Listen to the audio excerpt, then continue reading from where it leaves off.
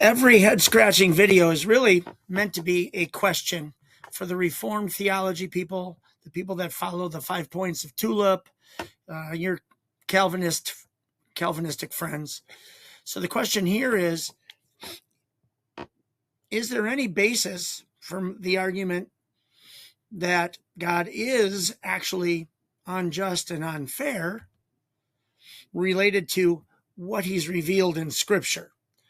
Now, the only way that would be true is if Calvinism is true, because God in the Bible gives commands.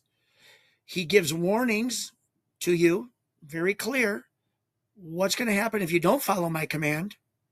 He often even lays out what the final punishment will be or consequence will be or what the final blessing will be.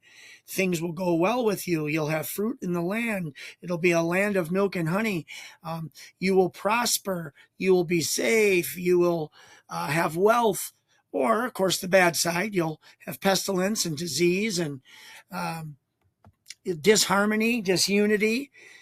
You'll have false gods. You'll have the plagues. Okay, those all come after God says, don't do this or do this. And if you don't do what he tells you, then there's the result or the consequence. Now, it only makes sense to me that God could give a consequence rightly, justly, fairly, truly, and according to his nature, if he does tell you what to do or not to do.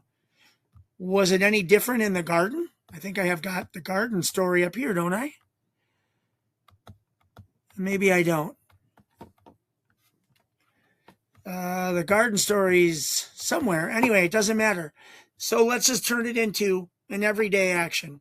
I tell my child to put away the dishes or they're going to be punished, judged, condemned, whatever you want to say. But I took all the dishes out of the house. My son goes to put away the dishes. He can't find the dishes. There are no dishes. It's impossible for him to put away dishes. But I still spank him, put him in his room, ground him. He still gets punished, even though the predetermination was he can't follow my command. Now, I think we all know that that's just unjust. It's unfair.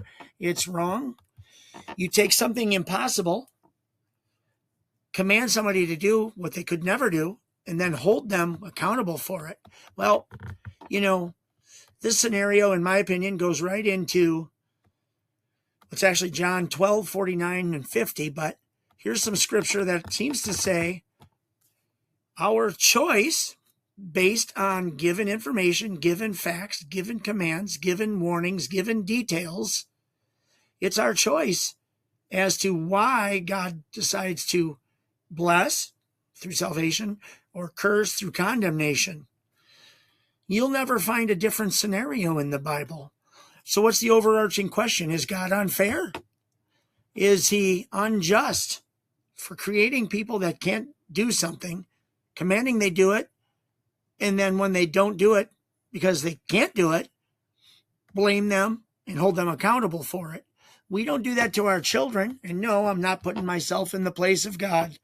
I'm just saying God made us with logic and reason. As a matter of fact, without logic and reason, under predetermination, I don't really need a Bible. You don't need a Bible. We're pre-programmed. We're preordained. And he's controlling us anyway. What do we need the Bible for? Can't really learn from it. I can't base any of my decisions off of what I read about other Bible figures and how they chose wrongly or they chose correctly and an outcome came to them. I can't really base any of my thoughts, my logic, my reasoning, my discernment on what I read because I'm predetermined anyway. So here's some gospel verses that seem to say your choice is based on the information, the commands, and the warnings given.